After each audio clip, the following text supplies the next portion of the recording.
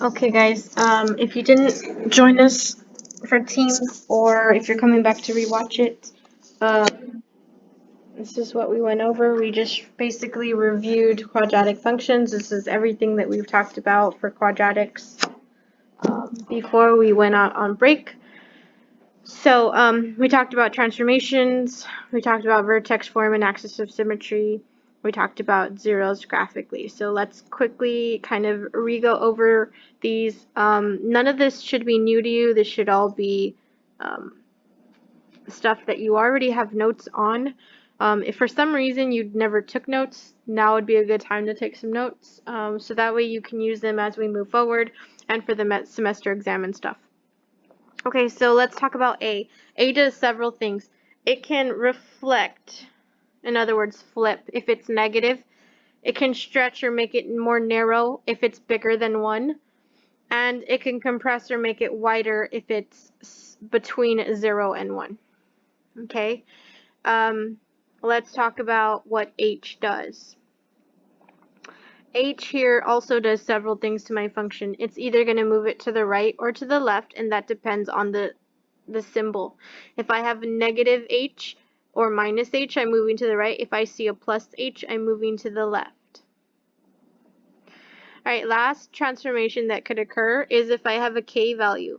My K value is on the outside of my parentheses and it's being added or subtracted. So that's going to move my function either up or down based on the symbol here as well. If I have plus K, I'm moving up. If I have minus K, I'm moving down. So the only thing I really need to remember here is H is that like rebel that likes to be the opposite. Okay, so let's do a quick little example here off to the side. Okay, so if I have a quick little example, if they give me the equation -1/2 times x plus 3 squared minus 4. Right, so there's a couple of things happening on this example that I would list for transformation. First of all, I see the negative. Negative means that my sign reflects, or in other words, flips.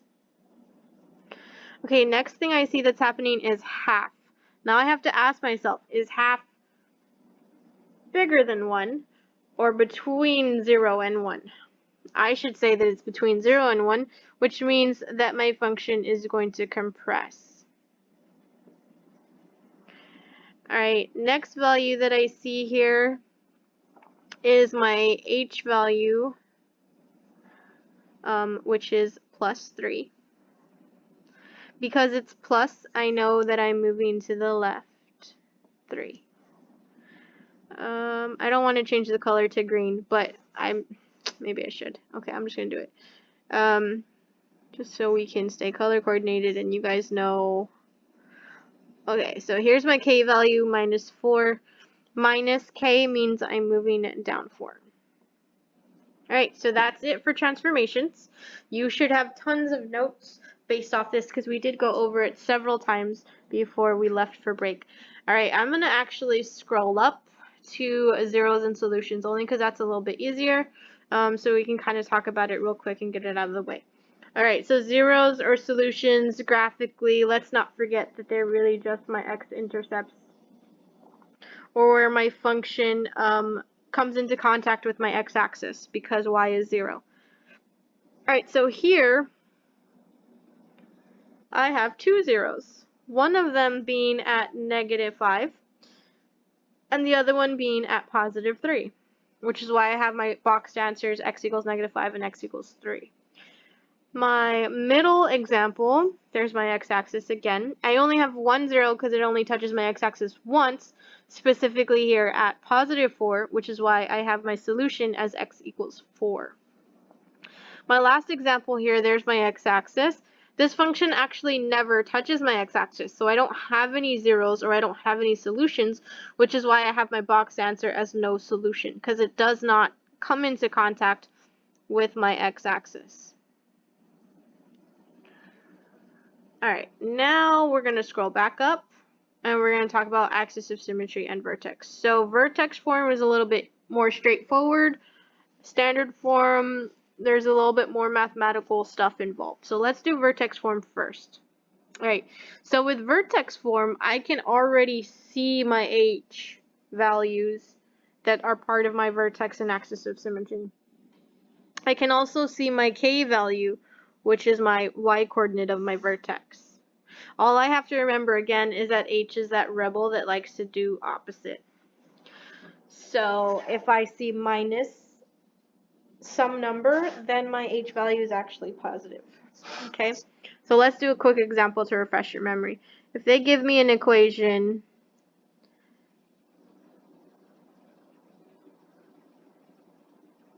alright, so let's pretend that that's the equation that they gave me, and I need to find the vertex and axis of symmetry.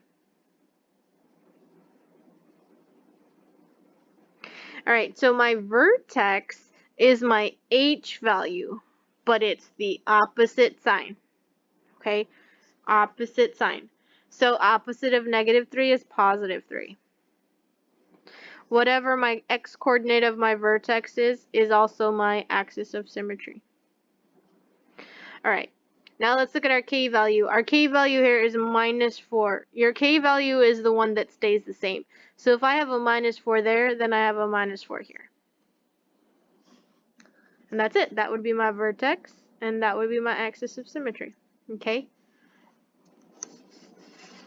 Alright, standard form. Standard form is the one that is a little bit more challenging because it does require a little bit more mathematical skills. So remember that you should be pausing this if you need to pause while I'm, whatever. Okay, so anyways, standard form is when we identify A, B, and C.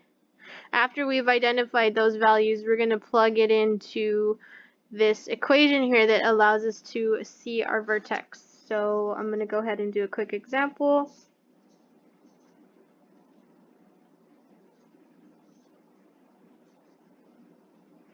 Alright, I have 2x squared minus 4x plus 1. Alright, so let's figure out what A, B, and C are. A, remember, A is just the number only. Don't put x squared, just the number. So A is 2.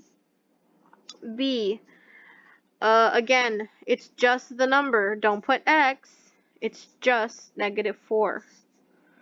And then C is your constant. So here I have a +1.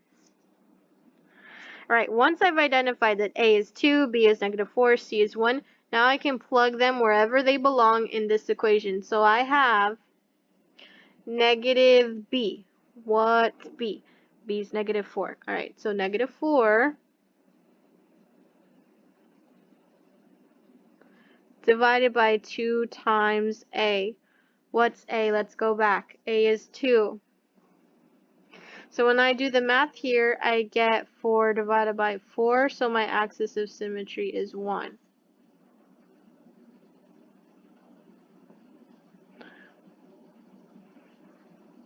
Okay, now because I know the axis of symmetry, going back to vertex form, remember how these guys were the same.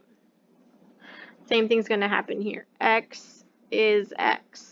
Okay, so I know 1 or half of my answer of my vertex. It's 1 comma something. We got to find that other thing. Alright, if we know X and we have an equation that says y equals, right, here's my equation here. Just erasing all these things. Here's my equation that says y equals this equation. Then that means I can find y if I just plug my x value in, which we figured out was 1. So I'm going to go ahead and do that. I'm going to plug in a 1 for x. So I have 2 times 1 squared minus 4 times 1 plus 1. Now I just have to make sure that I'm following PEMDAS correctly to get my y value.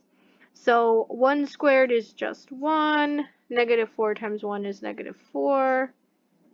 Keep following PEMDAS until you have an answer. So that's actually -2 plus 1. So that's -1. And I got my answer.